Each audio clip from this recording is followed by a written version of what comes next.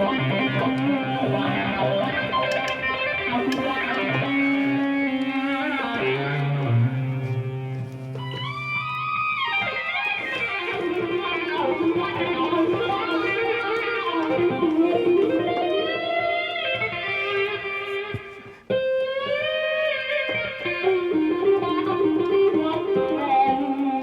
babe.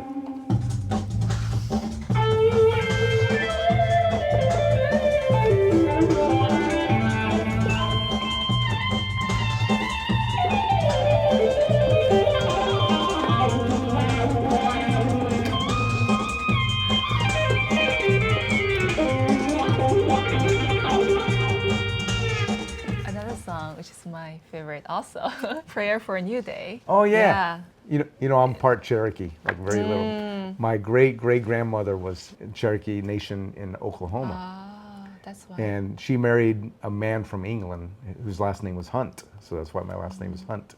And I don't know what her last name was, but she was Cherokee, so I do have that heritage from the Cherokee Nation. When I was doing this song, it was just like this groove I had. I think it's.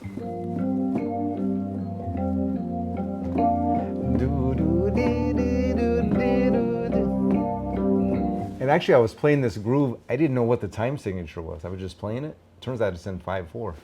It's an odd meter. 1, 2, 3, 4, 5. 1, 2, 3, 5. 1, 2, 3, 4, 5. 1, 2, 3, 4, 5. 1, 2, 3, 4, 5. 1, 2, 3, 4, 5. 1, 2, 4, 5. 1, 2, 3, 4, 5. So I had the whole thing recorded, but I had no melody over it. And so I just started in my studio by myself, because I don't do this in front of people. I just started like singing stuff, like vocal, because I love the melodies being very vocalized, you know. And then I came up with that melodic line, and then I thought, what if I try to get some kind of native Indian song or something? And I did a bunch of research, and I found this morning prayer from the Cherokee Nation. It's so healing. And then I started singing, and I got it to fit over the 5/4 melody. Can we listen to it? Yeah. Let's see if I can find it. I knew of this guy in upstate New York who was an expert in native instruments. Dennis Leary, yeah. And he's the guy that did. You hear all this stuff like the turtle shell shakers, and his flute. This is like a native instrument flute, and he added all this beautiful. I just sent it to him, this whole intro, and I have all this textures, like very prayerful, very spiritual. So meditative. And you just get like in the mood for it, you know. And then he did this. Check out this thing he does.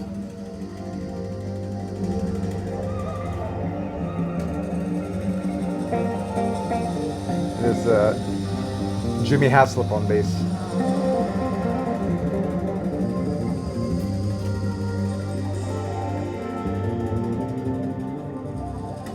And I didn't tell him what to play. I said, just play something out front. And that's what he did. Just on his own, you know. And then it was like a...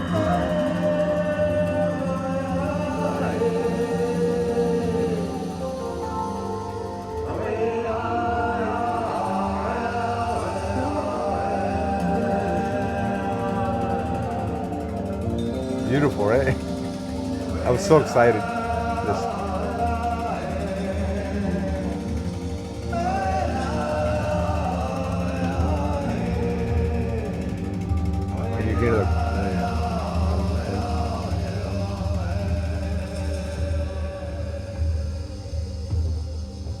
He added that.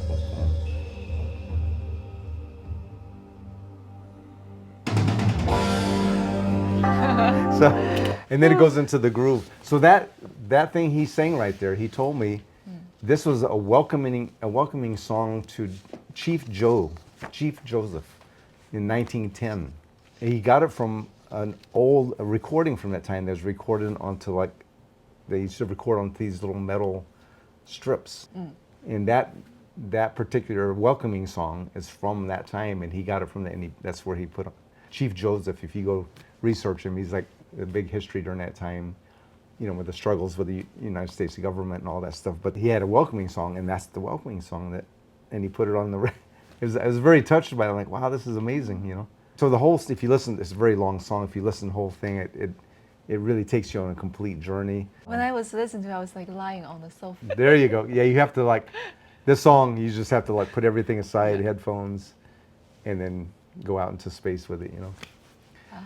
And then we get into a big improvisation in the middle where there's nothing, there's no structure. It's just one chord, and then I had the musicians just do whatever they did. I'm like, play to it, and they played. And then the next musician played. Everything was played separate, by the way.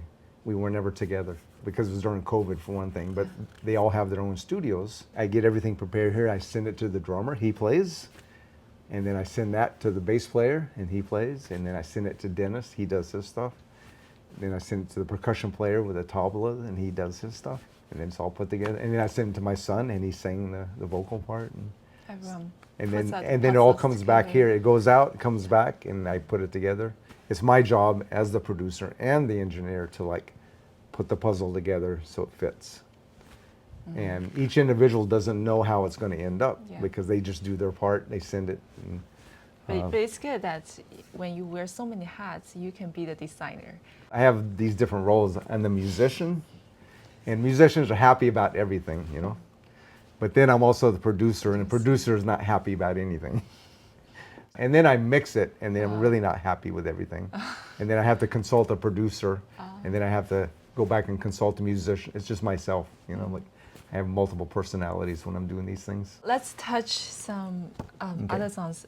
La Zone est toi. This has a little backstory to it. So when I was playing with Alan, at the very beginning, we had a certain amount of songs, and then we played this place where they wanted an encore, so we had another song, so we played another song. Then they wanted another encore, but we had no more music. So Alan said, well, let's just go make something up. So we went up on stage, and we just improvised something on the spot. He would play some chords, and then we just started doing these things. And then it became part of the set to do this thing, and we call them zones. This particular song, it's not really a song at all. It's just a kind of a zone where we just improvise over it. And so the way this song started out was like a year or so before I did this record, I just set up my keyboards and I turned on my recorder, and all the chords that you hear me play at the beginning and at the end, I just improvised that. It's all improvised. And then I just go somewhere. And then somewhere else.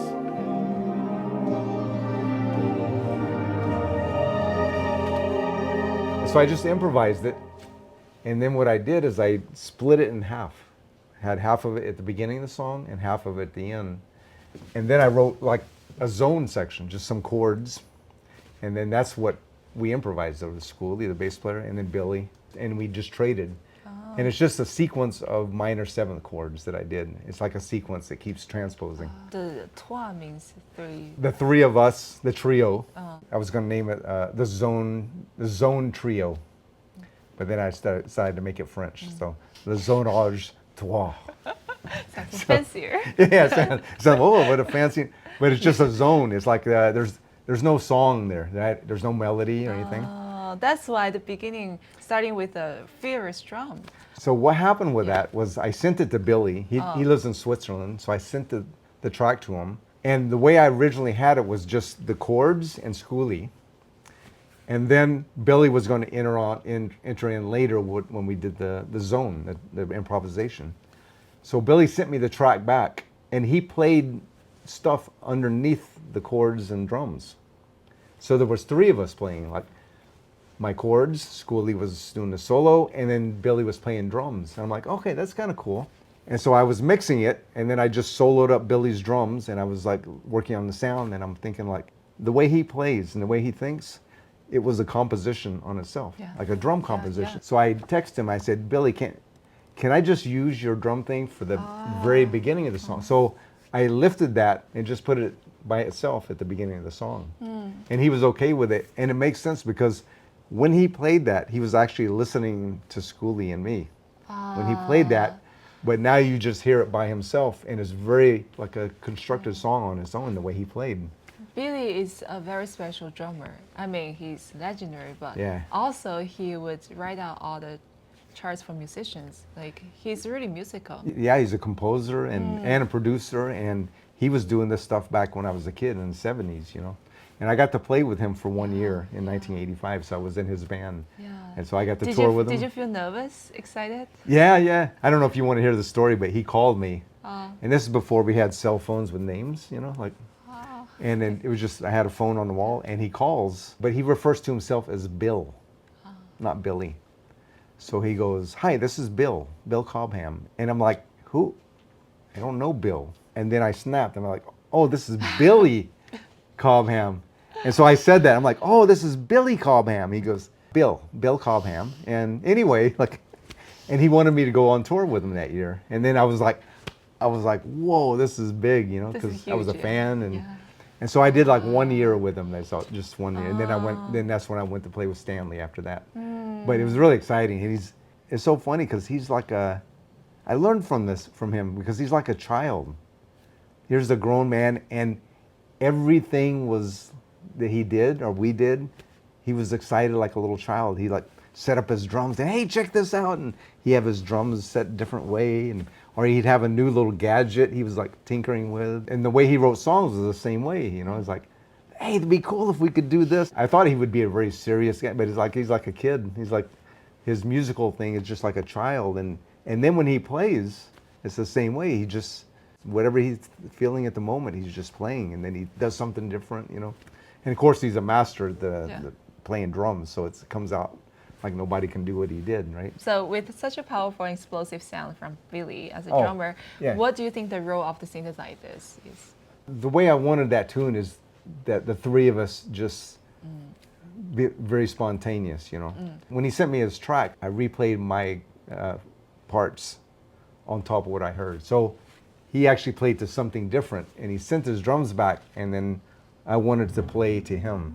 And this is the kind of thing you learn when you start doing things on your own, separate. Sometimes it works out, but sometimes you have to, when somebody sends you something, you have to replay to them.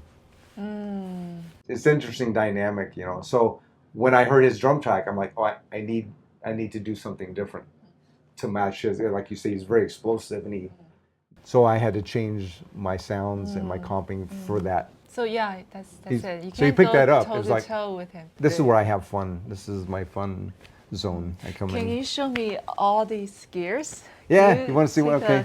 So this is my live rig. I take this on the road with me now.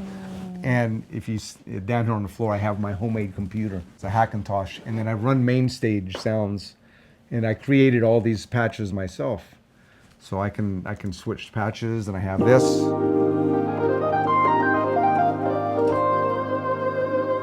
Or I can go to this and have this.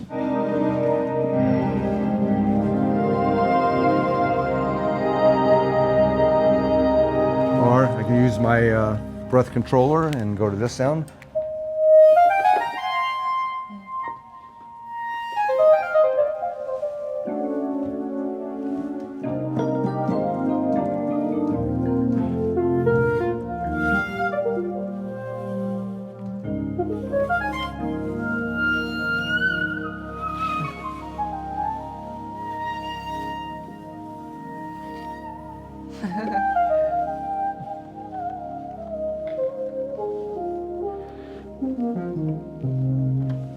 So I have like 40 or 50 patches set up like that. And I can just change to anything I want, you know. And then I have some weird stuff like ring modulator. If I want to get weird, you know. I have percussion sounds. I can do like.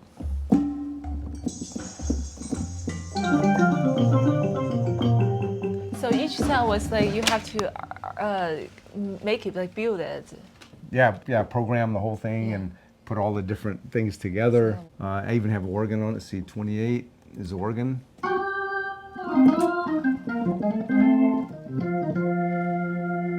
And then I have more piano sounds that I do.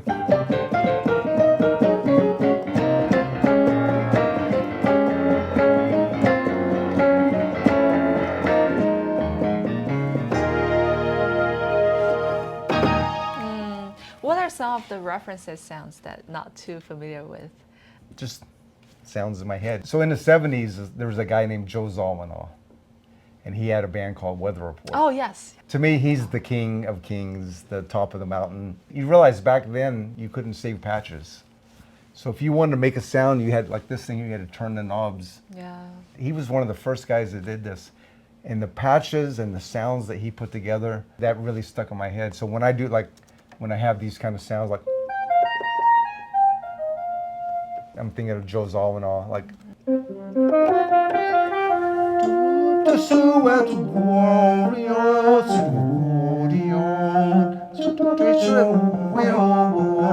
I can do all kinds of weird stuff, you know.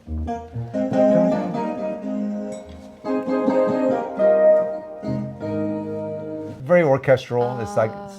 It's like organic, like instruments, but then it's not. And then it's up to you. Once you have the sound, then it's up to you to make it musical or expressive, you know.